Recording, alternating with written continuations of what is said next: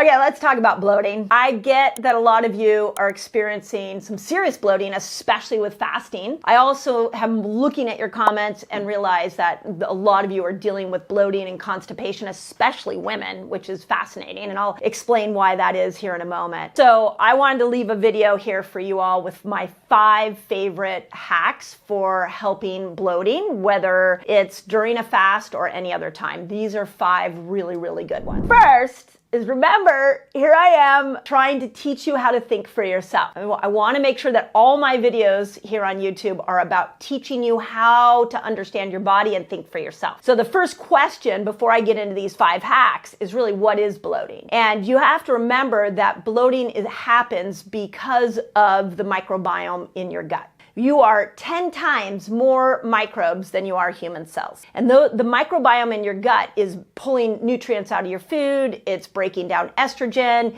it's detoxifying you, it's making neurotransmitters. Those little bacteria are hard at work. So when you're bloating, sometimes it can be that the good guys are trying to kill the bad guys. Because in this gut of yours, we have good bacteria that are helpful, and we have bad bacteria that are not helpful and make us sick. So, and the world has really educated us on the bad ones like E. coli and different species like that, but we don't really talk enough about the good ones like L. rhamnosus and L. reuteri that break down estrogen. The good are always trying to make it that they are winning within your gut and getting rid of the bad. So that's a good thing. The other thing is, sometimes bloating is your body's trying to break down estrogen. So a lot of women will notice that they bloat right after ovulation because estrogen peaks at ovulation, and now the body's got to clear that estrogen out. So if you're a menstruating woman, be aware that post-ovulation bloat is also a pretty common thing, and I'll give you a hack for that. The other type of bloating that I've spoken about here on my channel and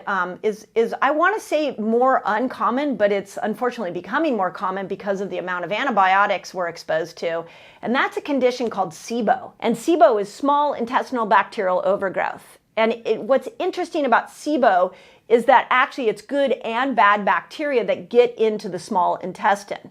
And so one way you know you have SIBO is every time you eat fiber, you bloat. That's good bacteria even in the wrong part of your gut. And I'll talk about this as I go through the hacks. I'll talk about how you would really address SIBO separately, so that those of you that are like, yep, that's me, I've got SIBO, I can give you some really singular ideas around these hacks and where it would help with that kind of condition. First is increase your fiber.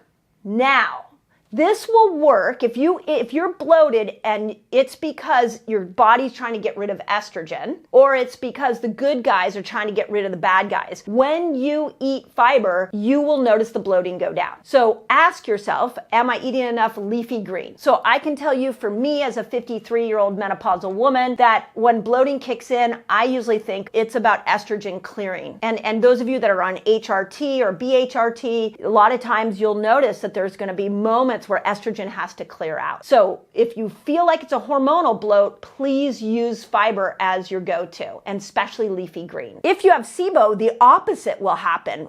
You'll actually end up getting more bloated. So you would actually avoid fiber and go into some of these other hacks that I'm going to give you right here. There's a separation of techniques here depending on where your bloat is coming from. Second thing you can do to help with bloating in the belly is castor oil packs. So castor oil is this really unique oil that dilates. So if we go into this category of, okay, the good bacteria are killing the bad bacteria, then when we open up and dilate the tissues in the gut, all that bad bacteria can go out. So it'll help with the body being able to excrete whatever it's killing. So I've even had women in our Reset Academy take organic castor oil and just rub it on their belly and put like a grubby t-shirt on at night and then go to sleep and let that soak in. You could even do like a sauna, if you have an infrared sauna, a shower, and then rub rub organic castor oil on the belly for dilating and opening up the gut so that things that aren't serving you can get out. So castor oil packs can be incredible.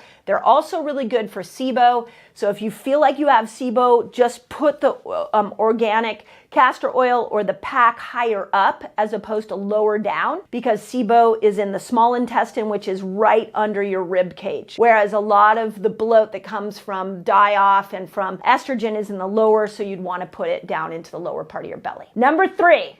Okay, is a list of supplements. And I will put my favorites. So if you want to just click on those and order them from there, you can for ease. If you have your own, no problem. But here are my favorites. Okay, I got to interrupt this video because I have a free guide for you so you can master fasting. It's called A Beginner's Guide to a Fasting Lifestyle. And all you've got to do is click here and you can jump right in. The first are enzymes. Now, this is a trick I did in my clinic for years. Enzymes help you break down food when you're eating food. But if you take them on an empty stomach, then what they will do is they actually will start to break down food that is sitting in the gut, perhaps fermenting. They'll help those good bacteria break down and get rid of the bad bacteria. So it's a really cool bloating hack to take some enzymes. I've even done it with patients where I'll have them do 8 within their fasting window. So they'll do 2, an hour later do another 2, an hour later do another 2, and it really breaks down bloat. The other supplement I really like is magnesium. A lot of times the gut, the peristaltic waves, when we've been under a lot of stress, get really, really rigid and your nervous system shuts down your digestion. So putting some magnesium in, especially at night, can start to help with those, bringing a softness and a relaxation back to the digestive system. I'm even a fan of the magnesium floats, are phenomenal. I can tell you when I go to the magnesium float place, I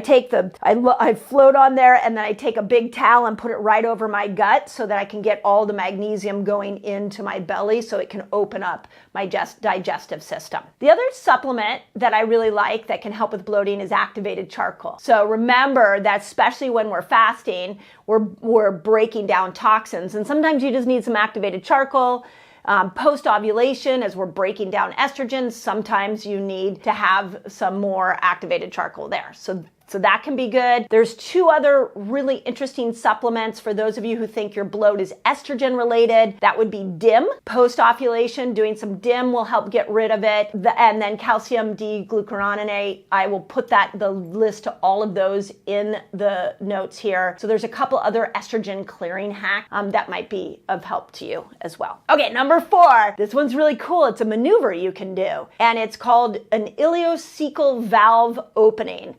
And my team will put a little picture here showing you exactly where it is. But basically, the ileocecal valve sits right above your hip bone. It's between your hip bone and your belly button. If you make a diagonal line, there can be a little valve there that moves food from the small intestine into the large intestine. It can get locked up and it can cause bloating. So you just are going to pull on that valve and pull it from your hip bone towards your belly button. And that can really help to open up the flow so that the bloat goes down. Okay, and then the last one. This one's really good. The ileocecal valve maneuver, the supplements, and this one are great for SIBO as well. So I just want to make sure those of you that know you have SIBO that this one I'm going to tell you is actually the best for SIBO that I've ever seen. And it's the carnivore diet. And this one is really hard if you're a vegan, I get it, but I've had some pretty extreme bloating cases that I have worked on over the years. And when we've tried all those hacks that I just shared with you, and nothing's working, we throw in a day or 2 of carnivore. And here's why. When all you do is eat meat, there's nothing for the digestive system to rebel against. So let's go back to Gundry's work of, the oxalates and the lectins. If you have a lot of gut dysbiosis, that it could be that your body's reacting to vegetables. It's having a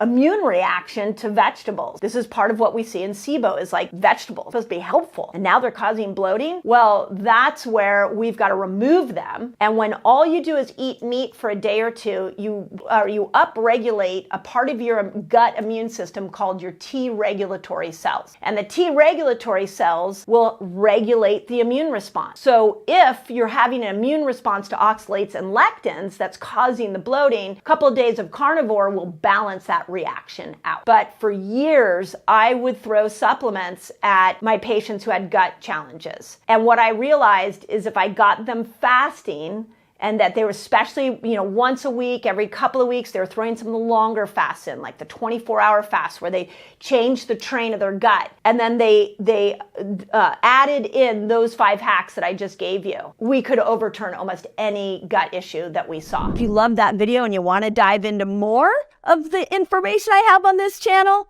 go to this video. If you're trying to use fasting as a tool for weight loss, congratulations. It literally is the best tool I have ever seen for weight loss. I think you should start with fasting before you change your food,